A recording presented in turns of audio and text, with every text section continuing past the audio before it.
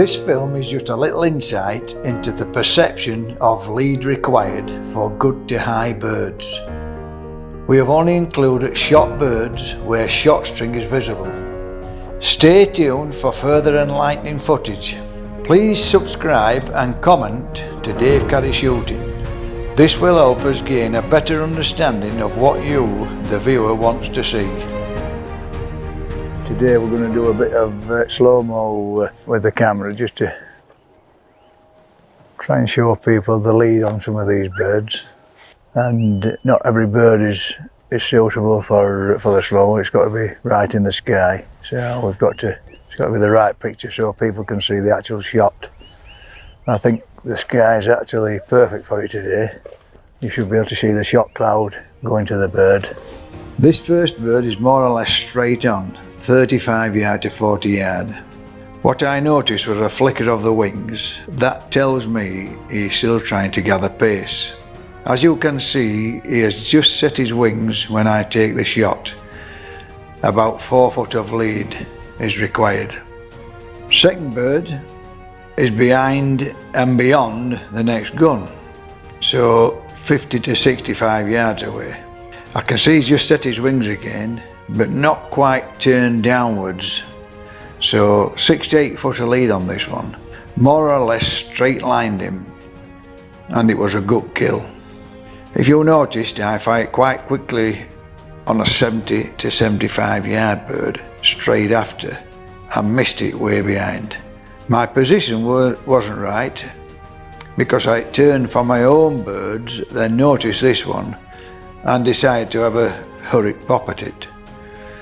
No chance because I never got into position.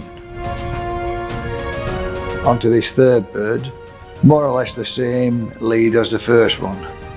About 40 yard up, 4 or 5 foot of lead and a good kill is the result.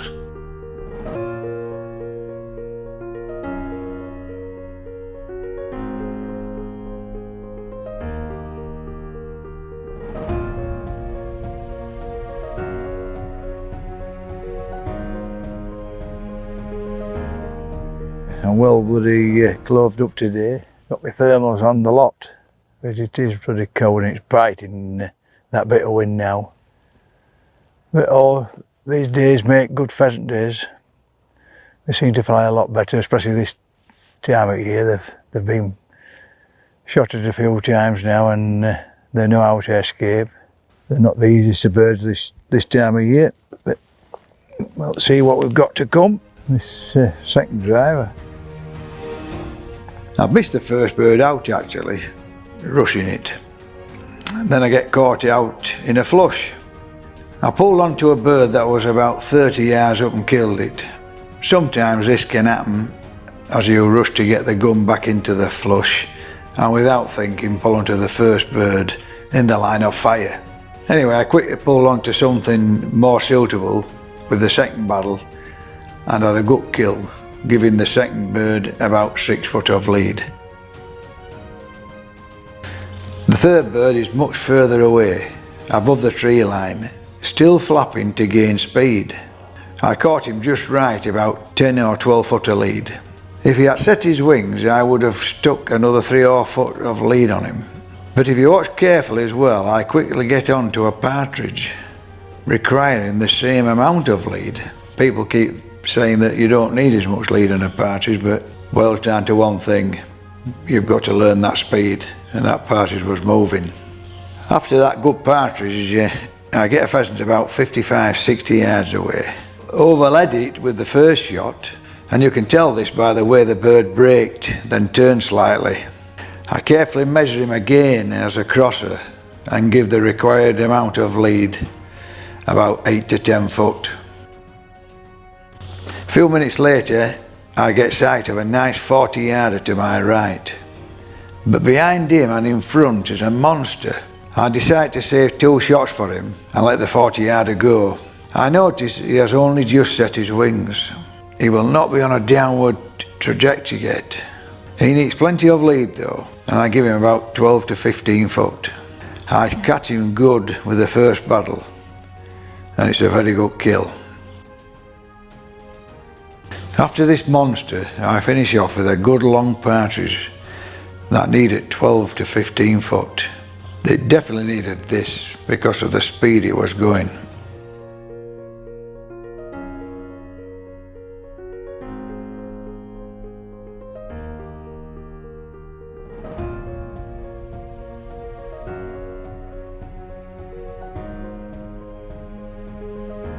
This is our youngest member of the picking up team. And she loves every minute of the countryside, doesn't she? Little Mia. Remember her from last year, little baby in arms. Now she's picking up. Got to be the youngest picker up in the country. Aren't you, girl? You're gorgeous as well, aren't you?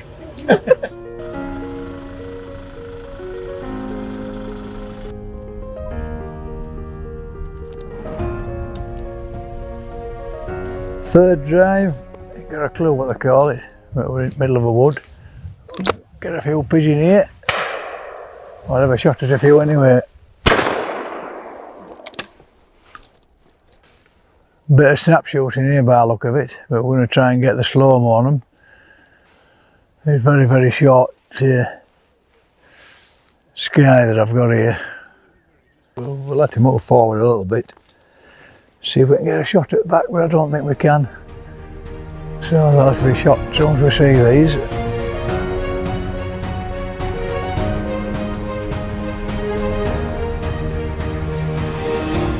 It's small gap shooting here, on birds about 40 yard to 45 yard. Very good sporting birds, and nearly everyone with their wings set. These are the ones that look like they need no lead at all, but actually require double what you'll think. After the first pheasant that came straight across, I got two coming straight down the line, all shot at and missed already by 3 other good guns.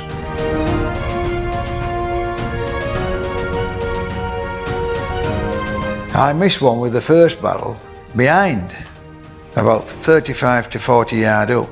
Then I give the correct lead, which is about 6 foot, which is twice more than I thought it wanted. Very deceiving.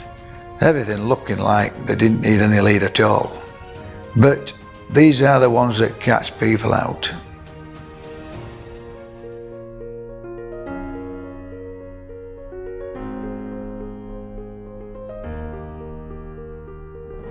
You imagine the people employed in the countryside, employed just in shooting sports alone. It's unbelievable, isn't it? When you start to think about all this area is sort of dependent on economy. Yeah. When you look at that, farmers, landowners, shoot owners, country folk, haven't done a bad job of looking after it. They haven't, no, it's beautiful. I mean, I always encourage anybody that comes from abroad is to get into North Yorkshire and go and stop in a local pub, because we'll find out where everything is from local pub, won't they, really? You know.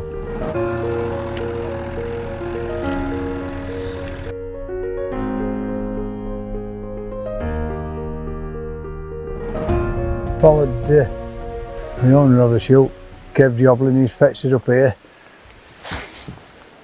Woodcock, we're not shooting woodcock. I never shoot woodcock anyway.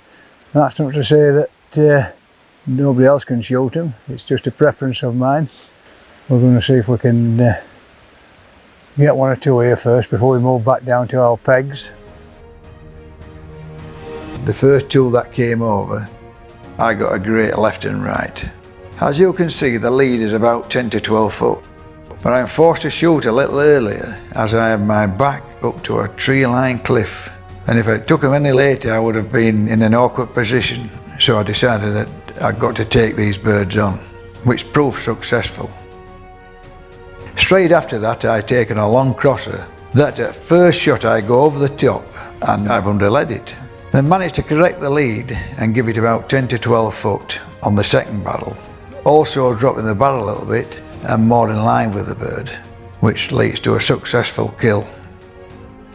After 6 or 7 shots, Kev's moved me back on peg and I'm about 50 yards from the flushing point. Although taking birds at the back that are further away, these birds have either just set their wings or just about to. You will see as I shoot a couple of crosses that are in fact closer, but these needed more lead because they had set their wings. and got up to speed, so to speak.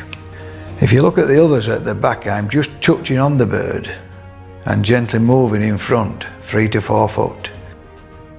In conclusion, you must always try and read the speed whilst maintaining good line. Watch for little telltale signs of speed. If he flicks his wings, he's not quite up to speed. Not like the one that has appeared with wings already set. He requires more attention and definitely more lead.